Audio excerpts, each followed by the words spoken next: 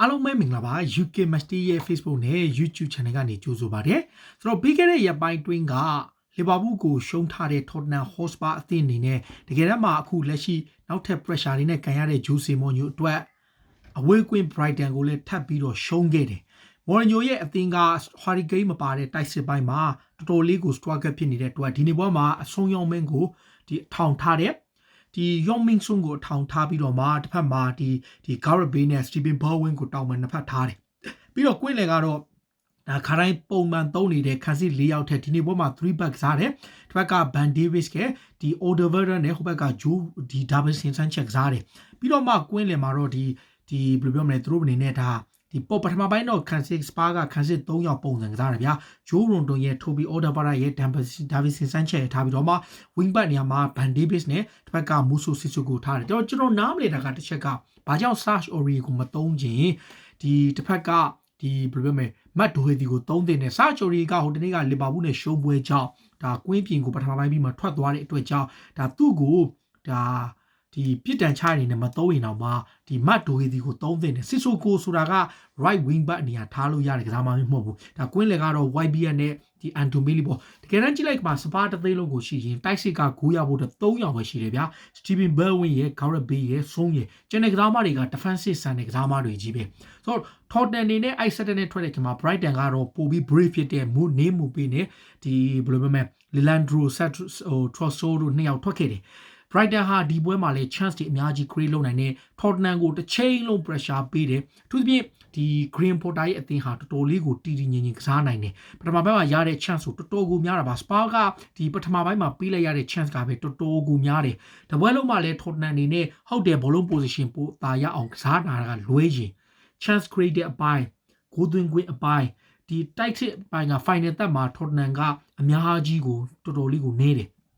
မော်ညိုရဲ့အသင်းကိုကြည့်တဲ့အခါမှာဒီရာသီစားပိုင်းမှာတော့တဖြည်းဖြည်းနဲ့တီတီငင်ငင်ကစားနိုင်ပေမဲ့ဒါဇန်နဝါရီကာလမရောက်ခင်ဒီဇင်ဘာလအတွင်းမှာဇယားထိတ်ကိုဥဆောင်နိုင်တဲ့အသင်းတစ်သင်းဟာလုံးဝကို completely different performance ဖြစ်တယ်အခုနောက်ပိုင်းမှာ Spa ရဲ့အဓိကတိုက်စစ်ပိုင်းမှာ Harry Kane မပါတဲ့အခါမှာဆုံးကလုံးဝအသက်မှန်နေတယ်တိုက်စစ်ပိုင်းကလည်း Gareth Bale နဲ့ဆုံးရဲ့တိုက်စစ်အတွဲ Steven Bergwijn ကလည်းအရင်တည်းကဒီအရင်တုန်းကတိုက်စစ်ကစားမှဖြစ်ပေမဲ့ Mourinho ကခန်းစစ်အားပြုတဲ့တောင်ပံကစားမအဖြစ်သုံးပြီးကြတဲ့ကသူကိုယ်တိုင်လည်းတိုက်စစ်လိုက်တဲ့ခါမှာဘာမှကိုအဓိပ္ပာယ်မရှိဘူးဆိုတော့ Spa မှာဘာမှ chance ကိုမရှိဘူးပထမပိုင်းမှာဆိုရင်ရှုံကတစ်ကြိမ်ပဲရှိတယ်ဒါ Brighton ကပထမပိုင်းမှာ chance after ရတယ်ဒုတိယပိုင်းမှာလည်းတစ်လျှောက်လုံးမှာ Spa ဘက်ကိုတောက်လျှောက်ဖိကစားတယ်တံပြန်တိုက်စစ်တွေမှာသူတို့ဘက်ကဂိုးရဖို့ကြိုးစားတဲ့အခါတိုင်းမှာတံပြန်တိုက်စစ်တိုင်းမှာ Tottenham ဘက်ကိုဂိုးရလို့နီးပါတီဖြစ်တယ်တလုံးဆိုရင် Toby Alderweireld ကအပိုင်ဖြတ်သွားတာเนาะဒါ Adam Lallana ကောင်တာလွတ်သွားတဲ့အခါနဲ့ Adam Lallana ပေးတာကနေဒါဒီဘယ်လိုမဲ Connolly အပိုင်ကန်ရတဲ့ logo Tony Alderweireld ဒီ Toby Alderweireld line ပေါ်ကနေရှင်းထုတ်သွားတာဒါပေမဲ့ဒီပွဲမှာ Tottenham အနေနဲ့ရှုံးတင်တယ်ခြေစွမ်းရောစိတ်သက်ပိုင်းဆိုင်ရာရောဘာမှကိုလုံးဝကိုမရှိတာ Gareth Bale ကလည်း Tottenham မှာဘာမှအသုံးမဝင်သလိုဆုံးကိုယ်တိုင်ကလည်းလုံးဝပျောက်နေတယ်ရာသီစကဆုံးတဲ့ Kane combination ဟာအခုနောက်ပိုင်းမှာလုံးဝမတွေ့ရတော့ကြားပြီ Tottenham အနေနဲ့ဒီနေ့ရာသီအတွင်းမှာပထမရာသီရဲ့17ပွဲမှာ9ပွဲထိနိုင်တယ်အဲ့မှာထိုက်တဲ့ challenger ဘာညာလို့သူ့ကိုတတ်မှတ်ခံတယ်ဒီဒီဇင်ဘာ midweek လောက်အထိကို Spa ကဇယားထိပ်မှာဥဆောင်နေတယ်အဲ့ဒီကစပြီးတော့နောက်ဆုံး10ပွဲကစားတဲ့ခါမှာ Spa က2ပွဲပဲနိုင်တယ်ဘတ်တူဘတ် defeat အနေနဲ့ဒါ2ကြိမ်ရှုံးတာပြီးခဲ့တဲ့တစ်ခေါက်တုန်းကလီဗာပူးနဲ့တစ်ဖက်ကဒီ Leicester ကိုရှုံးတယ်ဒီတစ်ခေါက်လီဗာပူးနဲ့တစ်ဖက်ကအခုထပ်ပြီးတော့ Brighton ကိုရှုံးတယ်ဆိုတော့လီဗာပူးကစလိုက်တာ Spa က2ပွဲရှုံးတယ်စပါဘက်ကိုကြည့်ရင်ခြေစွမ်းရရော performance ရရောကစားမတွေရဲ့အရေးချင်းကအများကြီးရှိတော်တော်အားနေတဲ့စပါအသင်းကိုကြည့်တဲ့အခါမှာမော်ရီညိုရဲ့အသင်းဟာကပ်ဖိုင်နဲ့တက်ထားတဲ့ဟာကလွဲရင်တိတ်ပြီးတော့ရည်ရွယ်ချက်မရှိဘူးဗျစပါအနေနဲ့အခုနောက်ဆုံး Premier League 73ပွဲမှာသူတို့နိုင်ထားတာ3ပွဲပဲရှိတယ်ဒါဒီကြားထဲမှာ Harry Kane မပွားတဲ့ပွဲဆိုရင်ပိုဆိုးသေးတယ် Kane မပါတဲ့ပွဲတွေမှာဆို Spa ကဒီတော်တော်ကိုအခြေအနေဆိုးဖြစ်နေတယ် Brighton ဘက်ကလည်းကြည့်တဲ့ခါမှာအဝေးကွင်းမှာရလက်ကောင်းတော့အိမ်ကွင်းမှာသူတို့လည်းတော်တော်လေးကိုနိုင်ပွဲပြောင်းနေတယ်သူတို့နောက်ဆုံးအိမ်ကွင်းမှာနိုင်ခဲ့တာကပြီးခဲ့တဲ့နှစ်ဒီလိုပြီးခဲ့တဲ့နှစ်ဘယ်လိုပြောမလဲကိုဗစ်ကာလအလွန်ပထမဆုံး Premier League ပွဲတွေပြန်စားတဲ့အချိန် Arsenal ကိုနိုင်ခဲ့တာအဲ့တုန်းကလည်းအဲ့ပွဲကဒီသူတို့ရဲ့တရားသီလုံးအတွက်ပထမဆုံးအိမ်ကွင်းနိုင်ပွဲအခုပွဲကလည်းသူတို့အတွက်ပထမဆုံးအိမ်ကွင်းနိုင်ပွဲအဲ့အိမ်ကွင်းနိုင်ပွဲ2ပွဲရဖို့သူတို့ကြားထဲမှာရပေါင်း225ရက်ထိရှိတယ် Brighton အနေနဲ့အဝေးကွင်းမှာလုံးဝကိုရောက်ခဲ့ကောင်းပေမဲ့အိမ်ကွင်းမှာ struggle ဖြစ်နေတယ်ဒါသူတို့အတွက်ပထမဆုံးချိန် Premier League မှာ clean sheet 3ပွဲရတယ်ဒါ ဒါပေမဲ့ Tottenham point of view ကကြည့်ရင် Spa ဟာလုံးဝကိုစိတ်တကြဆရာပါဒုတိယပိုင်းမှာ Davinson Sanchez ကိုထုတ်ပြီးခန်းစစ်၄ယောက်ပုံစံထားပေမဲ့ဒီတိုက်စစ်ပိုင်းကလုံးဝ danger မလုပ်နိုင်ဘူးတလုံးလားပဲဗျ Carlo Vinicius ဝင်လာတဲ့အချိန်မှာသူအပိုင်ကန်လိုက်တဲ့တလုံးပဲကိုသမားဒီ Sanchez ဖမ်းလိုက်တာကလွဲရင်တပွဲလုံးမှာဒီ Brighton က comfortable game ဖြစ်သွားတယ်ဒါ overall performance ရ Tottenham ဟာတကယ်ကိုဆူဆူဝါချီစွမ်းမျိုးဖြစ်နေတယ်လက်ရှိနေထားရ Tottenham နီးပြ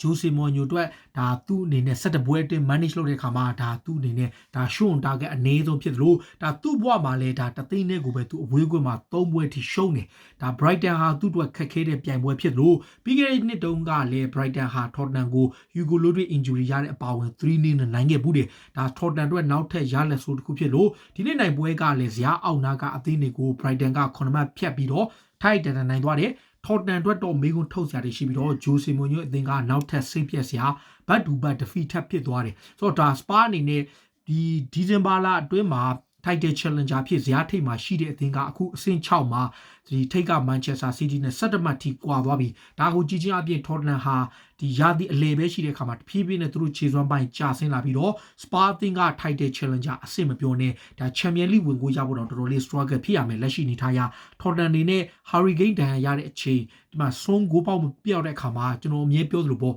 ကိန်းနဲ့ဆုံးဂိုးမသွင်းနိုင်စပါမှာဂိုးသွင်းစရာမရှိဘူးအခုကစားကွက်ကအစလုံးဝမီဒီတခါလာလဲတံပြန်တိုက်စစ်တခါလာလဲတံပြန်တိုက်စစ်တခါလာလဲတံပြန်တိုက်စစ်နဲ့မဖြစ်နိုင်ဘူးဒါအသင်းငယ်တွေနဲ့ပွဲမှာလဲဒီကွက်အသင်းကြီးတဲ့ကွက်ထမှာစပါအနေနဲ့တခါလေသူတို့ဥဆောင်ကိုရလို့ရလဲဟုတ်ပေမဲ့တကယ်တမ်းလိုက်ကစားရတဲ့အခါမှာသူတို့ဘာမှမဟုတ်တော့ဘူးဒါမိုရင်ညိုရဲ့အဓိကပြဿနာဖြစ်လို့ထော်တနန်ကလေဖြည်းဖြည်းနဲ့သူတို့ရဲ့အရင်ထော်တနန်ပုံစံရုပ်လုံးပြန်ပေါ်လာတယ်လက်ရှိနေထားရစပါရှိကနေဒါတော်တော်လေးကို struggle ဖြစ်တဲ့ပုံစံဖြစ်ပြီးတော့ဒါခြေစွမ်းရရောစိတ်တက်ရရောနောက်ထပ်ရှုံးမွေးတွေတုံးသလိုမိုရင်ညိုတက်လွယ် pressure တွေအများကြီးဖြစ်သွားခဲ့တာပါပြည်သက်တွေကရောဘယ်လိုမျိုးမြင်လဲကိုမမှာဝင်ရောက်မှတ်ချက်ပေးရပါလို့ပြောရင်အားလုံးကိုကျေးဇူးတင်ပါတယ်ဗျ